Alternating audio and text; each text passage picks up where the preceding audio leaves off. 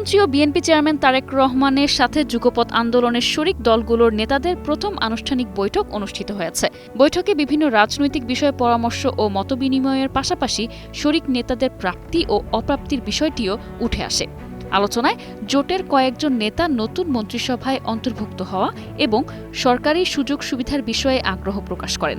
এছাড়া বিএনপির ঘোষিত ৩১ দফা ও স্বাক্ষরিত জুলাই সনদের আলোকে সংবিধান সংশোধন হলে, সংসদে উচ্চকক্ষ গঠিত হলে সেখানে যেন তাদের মূল্যায়ন করা হয় সেই আহ্বান জানান শরিক দলের শীর্ষ নেতারা।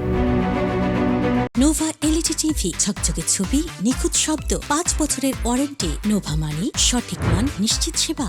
সরকার গঠনের ৫ মাস পর যুগপৎ আন্দোলনের শরিক দলগুলোর নেতাদের সঙ্গে সোমবার রাষ্ট্রীয় অতিথি ভবন যমুনায় প্রধানমন্ত্রীর প্রথম আনুষ্ঠানিক বৈঠকে এরকম নানা ইচ্ছা ও প্রত্যাশার কথা উঠে আসে। বৈঠকে শরিক দলগুলোর নেতাদের পক্ষ থেকে ৫ জন বক্তব্য রেখেছেন।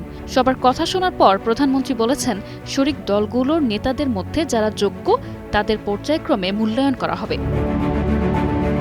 দেশের জাতীয় একটি দৈনিকের প্রতিবেদনে বলা হয়, প্রধানমন্ত্রীর আমন্ত্রণে এই বৈঠকে যোগ দিয়ে শরিক নেতাদের মধ্যে যে ৫ জন বক্তব্য রাখেন তাদের একজন নাগরিক ঐক্যের সভাপতি মাহমুদুর রহমান মান্না। বৈঠক শেষে তিনি জানান, এ বৈঠকের একটি দিক ছিল প্রধানমন্ত্রী চেয়েছেন যুগপৎ আন্দোলনে যারা শরিক দল ছিল তারা যাতে দূরে চলে না যায়। তিনি বলেন, বৈঠকে সুনির্দিষ্ট কোনো এজেন্ডা ছিল না। কেউ বক্তৃতা করেছেন, কেউ কেউ সরকারের অংশ হওয়ার আগ্রহ প্রকাশ করেছেন, কেউ কেউ বলেছেন যে তারা অংশীদার হতে চান ক্ষমতার, আবার কেউ কেউ বলেছেন সরকার পরিচালনার বিষয়ে তারা কিছু জানেন না, তারা অংশ নিতে পারছেন না। প্রধানমন্ত্রী তারেক রহমান ভবিষ্যতে শরিক দলগুলোর সঙ্গে আরও নিয়মিত মতবিনিময় এবং আন্দোলনের সময় ঘোষিত ৩১ দফা কর্মসূচি ও বিভিন্ন রাজনৈতিক দলের স্বাক্ষরিত জুলাই সনদ বাস্তবায়নের অঙ্গীকার পুনর্ব্যক্ত করেন।